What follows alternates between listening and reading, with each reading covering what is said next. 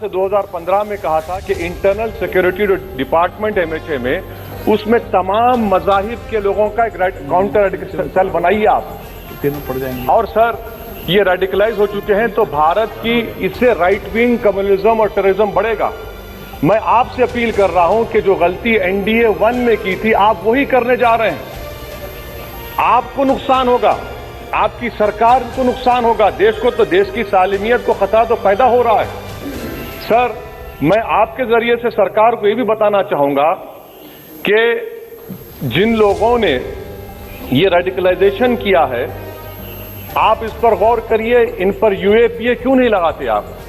अगर कोई स्पीच देता है, अगर कोई फेसबुक पर किसी क्रिकेट मैच पर किसी टीम की तारीफ करता है तो यूएपीए लगता है।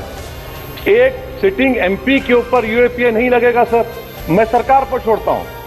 सर चौथी बात यह है कि रेडिकलाइजेशन की जब बात होती है, हमने यहां पर एक कांग्रेस के बड़े नेता से सुना कि 2 भारत हैं दौलत के एतबार से। नहीं सर, भारत की दौलत मोहब्बत है, भारत की दौलत पैसों की दौलत नहीं है, भारत की दौलत मोहब्बत है। हां 2 भारत हैं, एक मोहब्बत पर जो पिछले कई वर्षों से आबाद है और एक नफरत पर भारत बन रहा है। तो क्या आप दौलत की भारत की मिसाल देंगे या मोहब्बत की भारत की मिसाल देंगे? अगर मोहब्बत की भारत की मिसाल देंगे तो उसमें आपको मेरी जबान को रोकने के लिए गोली चलाने की जरूरत नहीं है।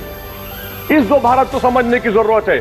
सर खत्म, सर मुझे खत्म, सर सुनिए सर, मैंने करीब से 6 फीट से गोलियां देखी, मुझे बोलने दीजिए सर। हो सकता है कि कल दिन ना देखूं मैं, अगर मैं यहां पर नहीं बोलूंगा तो कहां बोलूंगा सर? आप मुझे प्लीज बोलने दीजिए। सर मैं आपसे गुजारिश ये करना चाहूंगा कि आप हरिद्वार में, रायपुर में और इलाहाबाद प्रयागराज में मेरे बारे में क्या कहा कि आपके नाईबी की रिपोर्ट है ना, आप क्यों छुपा रहे उसको? देखिए मैं मौत से नहीं डरने वाला हूं, हम सबको जाना है इस दुनिया से, बल्कि मैंने कह दिया कि मैं इस वतन में पैदा हुआ, मेरी मां की कोख से तो जमीन पर लिटाया गया। जब मेरी आंख बंद हो जाएगी तो इंशाल्लाह औरंगाबाद की जमीन मुझे दफनाया जाएगा। मगर मैं आपसे अपील करना चाह रहा हूं सरकार से सर कि जो कुछ बातें की गई हैं उसको देखिए। मैं Z कैटेगरी सिक्योरिटी नहीं चाहिए मुझे, मैं हरगिज नहीं चाहिए मुझे। मैं 94 से पॉलिटिक्स में हूं, मैं आजाद जिंदगी गुजारना चाहता हूं। मैं घुटन के साथ जिंदा नहीं रह सकता इस दुनिया में। मुझे जिंदा रहना है तो अपनी आवाज उठाना है, मुझे जिंदा रहना है तो सरकार किसी के उनके खिलाफ बोलना है, और अगर गोली लगती है तो मुझे कबूल है, मगर मैं घुटन की जिंदगी नहीं गुजार सकता सर। मेरा मानना यह है कि संविधान में अगर देश के गरीबों को, मजलूमों को, अल्पसंख्यक समाज को सिक्योरिटी मिलेगा तो मुझे मिलेगी। आपकी चिंता हमें है ना सर, मैं सिक्योरिटी दे रहे हैं सर आपको नहीं सर, देश के गरीब बचेंगे तो मैं बचूंगा। ओवैसी की जान इखलाक पीलू से बढ़कर नहीं है सर, ओवैसी की जान उस वक्त बचेगी जब गरीब की जान बचेगी। इसीलिए मैं आपके जरिए सरकार से अपील करना चाहूंगा कि सर इस नफरत को खत्म करिए, इस नफरत को खत्म करिए और इस पर आप गौर करिए। मैं नहीं लूंगा सिक्योरिटी, मैं Z कैटेगरी नहीं चाहता हूं सिक्योरिटी, मुझे A कैटेगरी का शहरी बनाइए आप, मुझे A कैटेगरी का शहरी बनाइए ताकि मेरी और आपकी जिंदगी बराबर हो।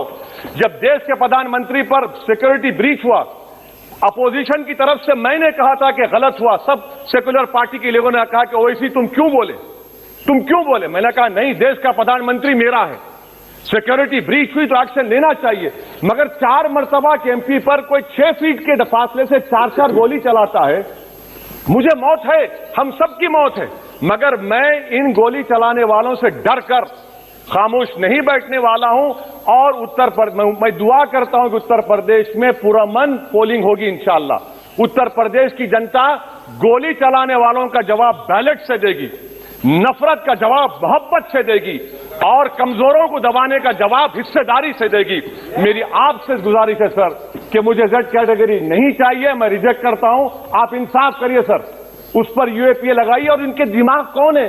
2 लोग रेकी करते हैं, उनको मालूम कि मैं मीरठ की ठोर से आ रहा हूं उस टोल गेट पर, और 6 फीट के फासले पर गोली चलाते हैं। तो आप देख लीजिए सर, आप सरकार के हवाले, अगर आप इंसाफ करना चाहे आप इंसाफ कर सकते, मगर रेडिकलाइजेशन आपको नुकसान पहुंचाएगा और इससे राइट विंग टेररिज्म बढ़ेगा। शुक्रिया सर।